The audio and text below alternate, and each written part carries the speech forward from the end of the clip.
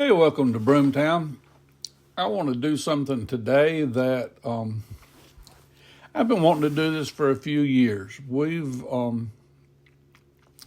got a house on our place that's it's old. This house is, I guess it's 100 years old. It's probably more than 100 years old, but it's got a fig tree, and I don't know how old the fig tree is. I know the fig tree's it's got to be 80. My dad says that he don't ever remember when it wasn't there, and he's in his 80s. So it's a very old fig, and I've been wanting to propagate it, and that's what we're going to do. I'm going to take some cuttings from it today, and I'm going to get them ready and process them and get them in the refrigerator so that spring comes out, they'll be good and fresh and hydrated and ready to go, and I'm going to try to root them.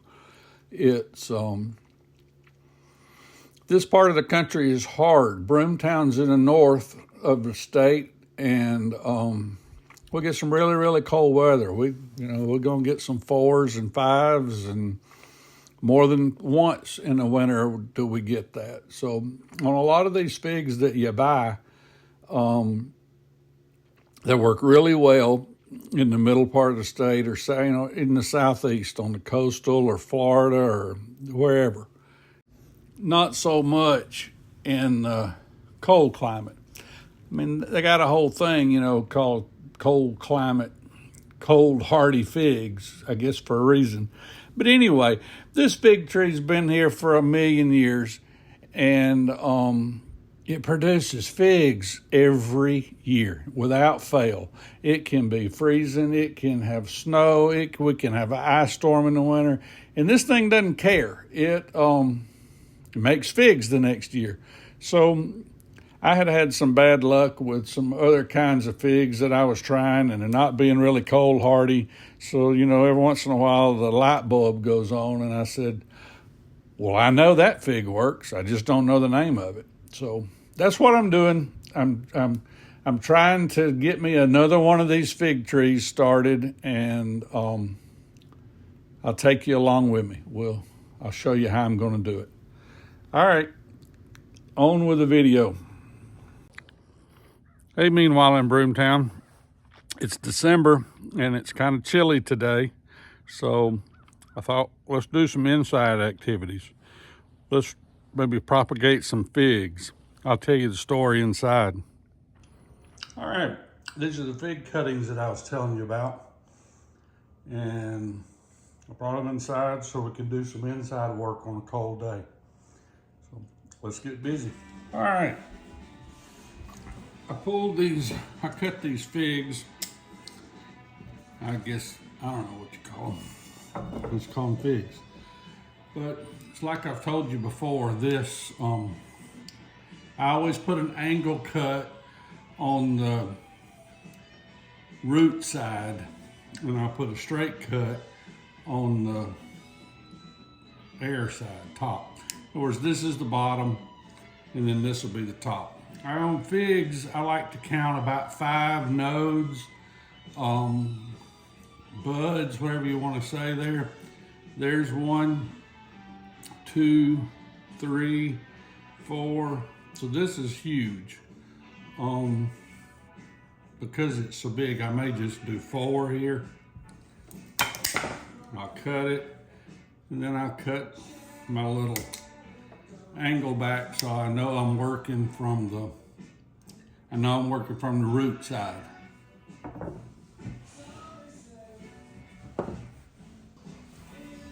All right, I'll do a couple of these just so you can tell. 1, 2, 3, 4. Still gonna do 4. I like to do 5, but because of how long these are, I'm just gonna do that. Make my cut so I know. And you can tell how green these are. They got a little juice running out of them, so I know that these are I know these are good cuts. They're not dead. A lot of times you go up on an old plant like that, and it'll be dead. Or if you wait till too long in the winter and it gets frozen solid, it is not viable. So this is a good time to do this. 1, 2, 3, 4. We're getting close to getting 5, but 1, 2, 3, 4, 5, and we're not going to use him. So that little stick gave me 4 cuttings. Pretty good. You know, the whole deal about this is if you go to the trouble to do it, you try to have the best results from your work. So one thing that I have learned, I haven't always done this, but I have learned this paraffin. Grafters use it, you know, when they're grafting fruit trees. Well, it works pretty well on cuttings like this. When this starts to bud, it'll, the buds will shoot right through this. It's paraffin. I'm gonna put these in the refrigerator. So I want the best outcome possible for them. So you can tell I'm kind of putting a little bit of pressure, and I'm pulling this paraffin, and it'll seal the top, because I found that's where it loses most of its moisture. But I'm probably going to do it on the bottom too, but it just doesn't let it dry out. I'm gonna package it and I'm gonna put it in a Ziploc bag and keep it moist until I'm ready to start rooting. But this is just a little bit of added, I guess insurance is the best thing. You see, even on that cut side, I'm gonna do it. I guess I could wrap the whole thing. I've seen people do that. Apple cuttings, where your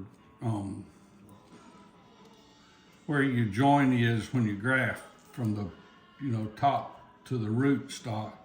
A lot of people will stretch this over the whole thing, but I don't think I'm going to do that here. I think I'm just going to seal it off at the top and the bottom.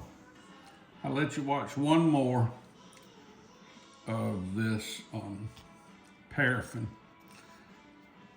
grafting tape. I've heard it called a lot of different stuff, but it's all the same thing. It's just a precaution. It's just something to seal, and it stretches. It stretches a lot, so I might have pinched off too much on that one, but I guess I'll keep wrapping here until I run out of paraffin tape, because I don't want to waste it. But that's the way this is done. Believe it or not, this makes a lot of difference on viability. It helps. So all that's protected, and it won't dry out, waiting on you to start rooting. Most of the stuff, I guess I'm hard-headed. I don't know if that's the right word, but most of the things that I've done, I was taught as a kid by my granddad, and but at the same time, there's been a lot of developments. There wasn't stuff like cloning gel and this paraffin stuff. We didn't have that. He used to use like rubber from an inner tube to tie his joints. But one of the things that I habitually forget to do and pay the price, and I'm learning. I didn't learn on those first two that I showed you, but I label them. And because you start doing a few of these and all figs look alike. Usually I try to have a silver Sharpie because it shows up better, but that's enough of a contrast that I'll be able to remember where that one came from. So if you're doing this, mark them. And that way you don't ever have to worry about, oh, what kind of fig was that? So just a little bit, stuff you learn from messing up. Another reason that I try to keep these cuttings as small as I can is because I'm going to store them in the refrigerator in a Ziploc bag, a gallon bag, and they got to fit. And I'm pretty sure that some of these are, maybe if I angle them, I'll be able to get them in there. But try to keep that in mind when you're sizing your stuff. Another thing about this paraffin tape, as you use it, you'll get better. I was horrible first few that I did, and probably from some, if there's professional people watching this, they probably say I'm still horrible, but it's really forgiving, and it just molds, and it's neat stuff. And sometimes it makes all the difference in the world as far as whether stuff works. I've tried this years and years ago, and they dried out while I had them stored, and they didn't do anything. And it's a pain in the butt because it's a fair amount of work. So anything that you can do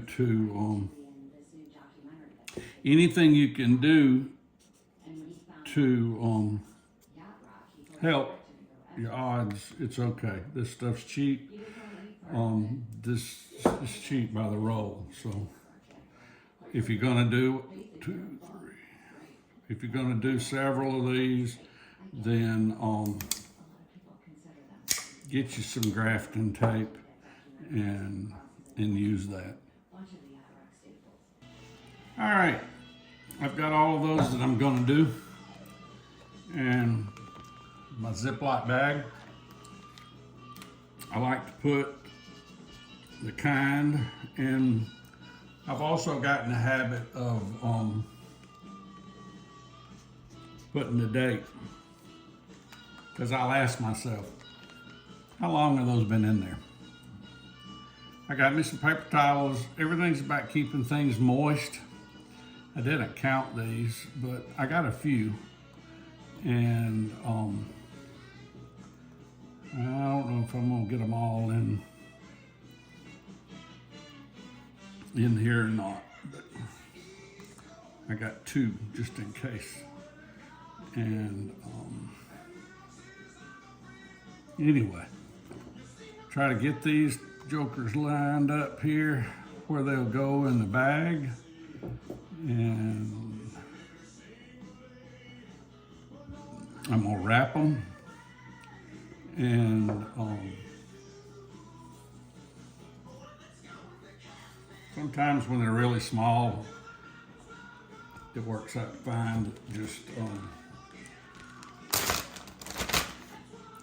to have a little, but these are long, probably too long. I was trying really hard to keep enough nodes, and probably got a little aggressive as far as letting them get too long. I'm gonna get one more paper towel to wrap them in. Hang on. Okay, I got me a dry paper towel just to use. Cindy would get mad if I put that in there with them, but I won't. And let's see if we were successful. Yay, it fit in the bag. So I squeeze all the air out of it I can. And